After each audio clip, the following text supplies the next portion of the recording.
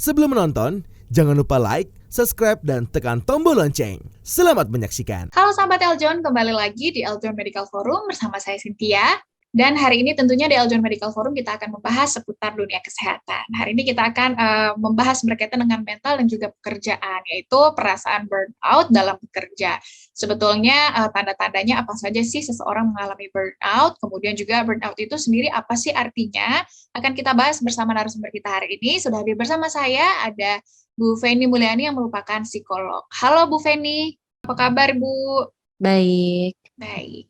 Bu, kita akan bahas soal burnout ya, Bu. Mungkin saya langsung ke pertanyaan pertama. Apa sih sebetulnya burnout itu, Bu? Khususnya burnout dalam bekerja ini. Silakan, Bu Beni. Oke. Burnout adalah reaksi psikologis yang terjadi ketika terjadi stres penumpukan di dalam diri seseorang itu burnout itu adalah puncak stres dari stres-stres yang terkumpul, yang terakumulir selama ini di dalam pekerjaan. Oke. Tanda-tandanya apa saja sih, Bu, seseorang ini mengalami burnout? Ketika mengalami burnout yang terjadi adalah seringkali keluhannya itu tidak bisa konsentrasi, terus kemudian pusing untuk kepala, kemudian juga merasa bosan dan sebagainya, emosinya juga menjadi tidak stabil, mudah marah, sensitif, tersinggung, kemudian juga terlihat lebih tidak bersemangat ya, ada beberapa juga yang terlihat lebih murung, kemudian terlihat lebih sulit untuk didekati begitu ya, misalnya banyak sih tanda-tandanya terjadi pada masing-masing orang berbeda-beda. Tapi masih bisa bekerja ya, Bu, walaupun tadi merasakan hal-hal itu tadi. Masih bisa bekerja, tapi bukan bekerja yang produktif ya. Biasanya cuma ngadep laptop, kemudian tidak mau melakukan sesuatu tapi tidak bisa melakukannya, seperti kehilangan konsentrasinya begitu ya, banyak ngeblank juga. Jadi kalau dalam fase burnout itu benar-benar fase yang tidak produktif sih. Tetap berangkat kantor, berangkat kerja seperti biasanya, cuma performanya tidak bagus. Jadi malah lebih banyak blanknya begitu. Oke. Tapi apakah tanda-tanda tadi, gejala-gejala tadi, Bu, adalah pertanda seseorang ini sedang mengalami gangguan kesehatan mental? Betul. Burnout itu memang tergolong sebagai stres ya. Jadi stres yang terakumulir itu, puncak stres itu burnout. Gangguan kesehatan mental ringan sih tergolongnya. Jadi kan ada dua, psikotis, neurotis, itu masuk ke neurotis yang ringan. Jadi dia nggak bisa sembuh, bisa tertangani juga, dan itu adalah sebuah fase yang memang perlu kita aware gitu untuk dalam diri kita. Oke. Tapi apa perbedaannya, Ibu, stres biasa dengan burnout ini? Kalau stres biasa itu terjadi ketika ada tekanan yang muncul gitu ya, misalnya berkaitan dengan ekspektasi orang lain dan ekspektasi diri sendiri pada diri sendiri begitu ya. Tidak melulu bersifat negatif ya. Kalau stres biasa itu bisa bersifat positif juga, bisa memicu produktivitas malahan ketika naik pangkat, misalnya pekerjaan yang baru, mengalami stres, kemudian akhirnya lebih bisa untuk tertantang gitu ya, tertantang untuk bisa menguasai tugas dan sebagainya. Itu namanya eustress atau stres yang baik, sehingga akhirnya produktivitasnya meningkat gitu. Jadi reaksi biologis yang terjadi ketika stres baik itu terjadi adalah adanya rasa tertantang, rasa malah aktif gitu ya, malah ide-ide muncul dan sebagainya gitu. Tapi kalau untuk burnout itu stres yang negatif gitu. Jadi stres negatif yang terakumulir, distres yang terakumulir yang menyebabkan puncak stres itu terjadi atau burnout itu terjadi gitu. Oke. tanda-tandanya ini sudah mengganggu kehidupan itu Bu seperti apa? Mungkin dia sampai tidak mau berinteraksi gitu ya Bu atau gimana tapi diharuskan pergi ke kantor gitu gimana Bu? Mhm. Menolak interaksi ya, menolak interaksi pasti lebih banyak, blank, banyak menghela nafas, terus kelihatannya juga, seperti pusing dan sebagainya gitu kan. Karena ketika stres itu kan tubuh itu, eee, imun tubuhnya juga terganggu ya, jadi terus kemudian mudah sakit juga gitu ya. Flu, pilek, batuk itu menyertai gejala-gejala yang menyertai, kemudian juga ya kelihatan sekali untuk lebih sensitif juga. Jadi ketika ada orang mau mendekat dan sebagainya, mungkin tidak welcome juga bisa gitu ya. Jadi lebih lebih sensitif kan dia nggak mau berada di situ, tidak Mhm. mau tidak mau melakukan pekerjaan tersebut, terpaksa berada di situ, berasa tidak bisa fokus dan sebagainya. Pada saat orang mengalami burnout itu orang sebenarnya secara psikologis tahu bahwa dia tidak capable untuk berada di tempat tersebut gitu. Mhm. Tapi karena sebuah keterpaksaan, yang, dia alami sehingga dia menjadi, memaksakan diri untuk berada di situ dan akhirnya, pada lingkungan sosial juga sangat terlihat gitu. Mhm. Oke. Kemudian, Bu Feni penyebabnya sebetulnya apa nih Bu, burnout dalam bekerja ini? Dari gaya hidup yang nggak sehat juga ya, Mhm. misalnya terlalu banyak membawa tugas ke rumah. Jadi Mhm. kan dalam manajemen waktu itu kan kita perlu cerdas juga, prioritasnya seperti apa, capability kita, kemampuan kita untuk, nge-push limit kita. Misalnya, itu kan beda-beda pada orang satu dengan orang lainnya, kita yang tahu kapasiti diri kita sendiri gitu ya. Mhm. Banyak juga yang, eee, mengatakan bahwa memang dirinya memerlukan, mem-push dirinya gitu ya, karena supaya dia mau mem-push produktivitasnya, sedikit-sedikit ambis gitu. Mhm. Itu juga perlu memaknainya, kalau kita maknai sebagai hal yang positif, kita, tahu bahwa dia punya keinginan untuk maju, punya Mhm. keinginan untuk sukses, punya keinginan untuk bisa accomplish tugas-tugasnya dengan baik.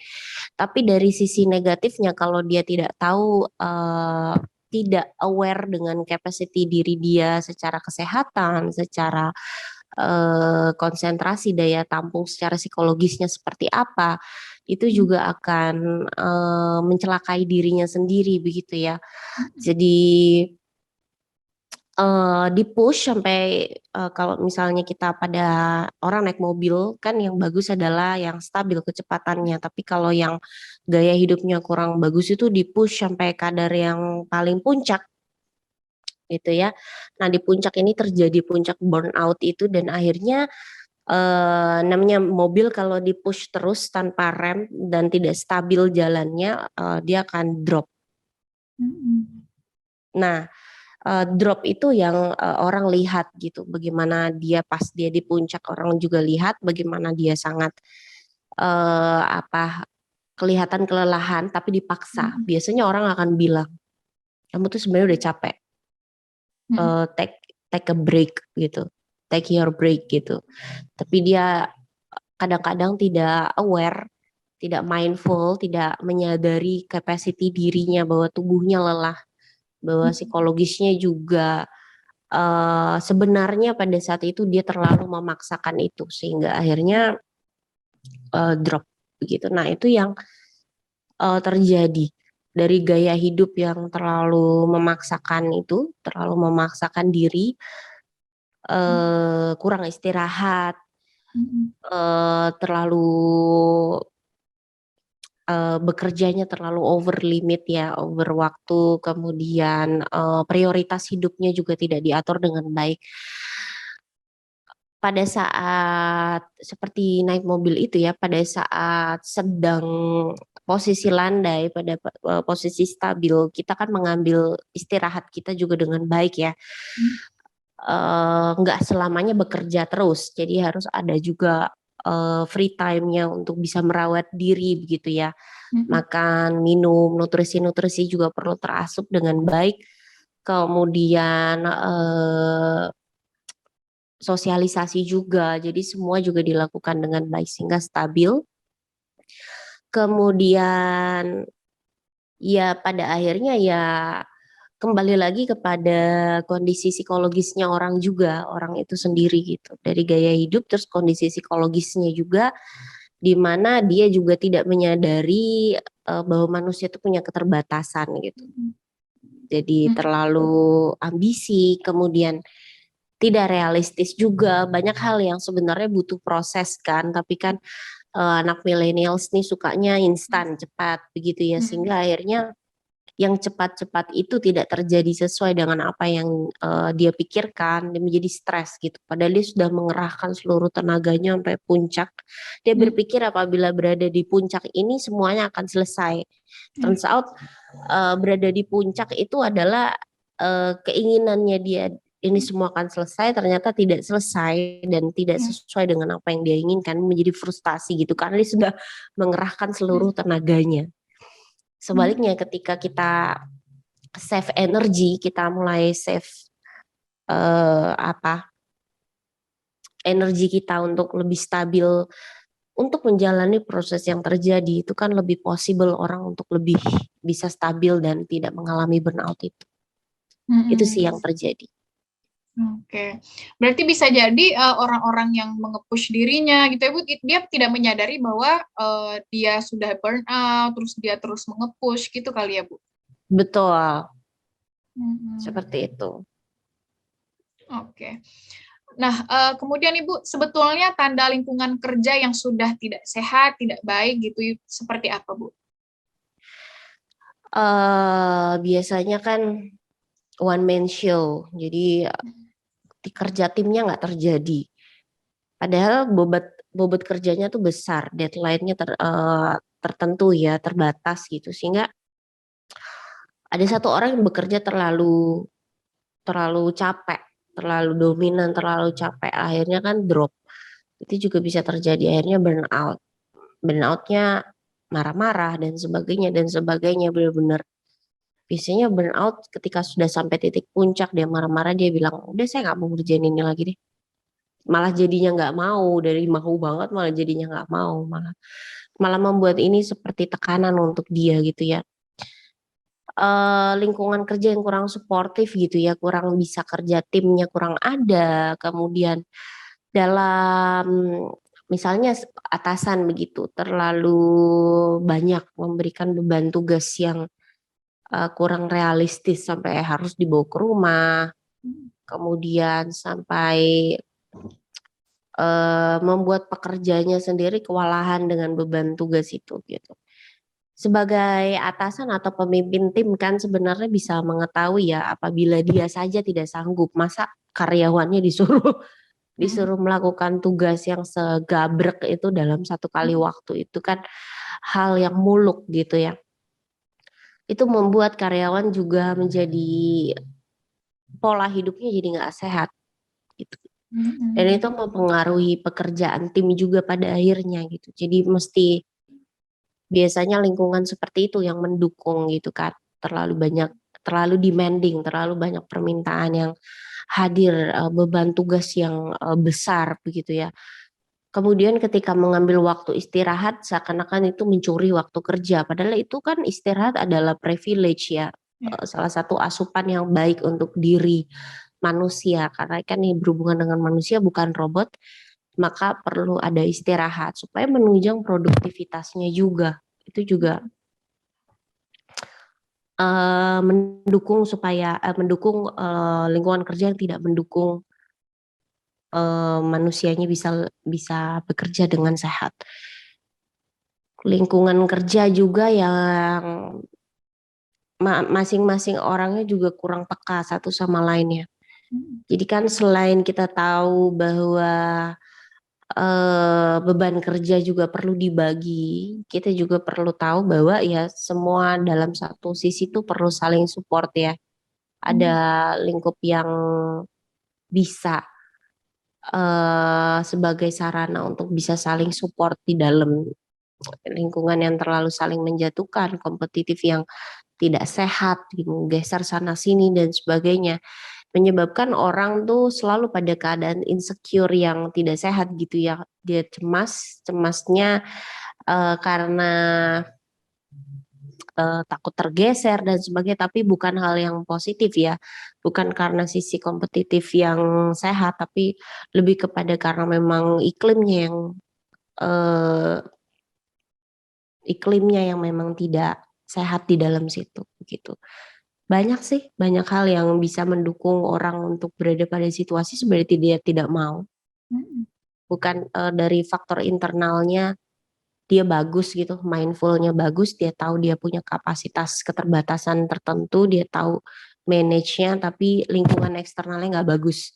Itu juga tidak membuat eh, kesehatan psikologisnya terjaga seperti itu. Kalau perbedaan karakter juga mungkin ya Bu, ada yang mungkin satu sama lain istilahnya tidak cocok, tapi harus bekerja sama di dalam satu tim. Itu gimana Bu? Ya itu penyesuaian ya, penyesuaian diri itu terjadi gitu ya. Dan penyesuaian diri orang itu kan berbeda-beda. Ada yang dia cepat penyesuaiannya, ada yang dia cukup butuh waktu lagi untuk bisa menyesuaikan. Masalah itu sebenarnya tinggal balik-balik lagi ke lingkungan itu sendiri sih. Karena kan kita tidak bisa menuntut juga orang punya waktunya yang sama gitu kan. Cuman kalau lingkungannya dia suportif, kemudian orangnya juga membuka diri untuk dia mau berubah, mau belajar, mau berusaha begitu ya. Itu juga akan menjadi hal yang baik gitu. Penyesuaian dirinya akan jauh lebih bisa dia nikmati dalam perjalanannya, seperti itu sih. Tapi penyesuaian diri adalah hal yang normal dan sangat manusiawi dan wajar sekali.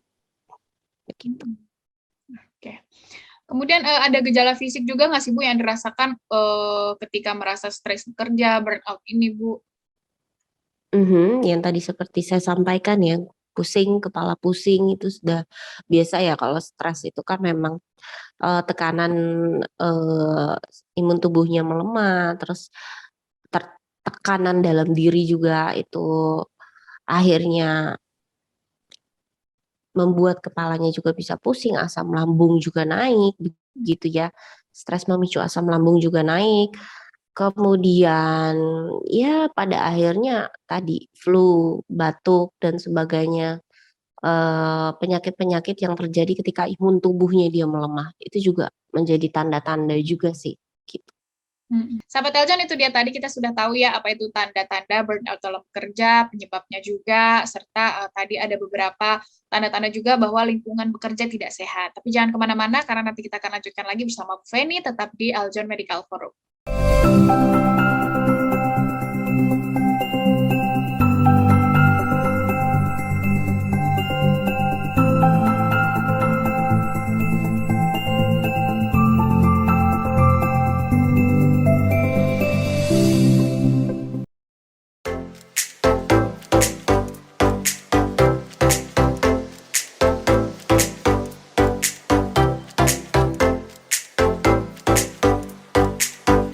Kalian udah pada nonton kan? Nah, sekarang giliran kalian untuk tekan tombol subscribe, like, dan juga tekan tombol loncengnya. Dah!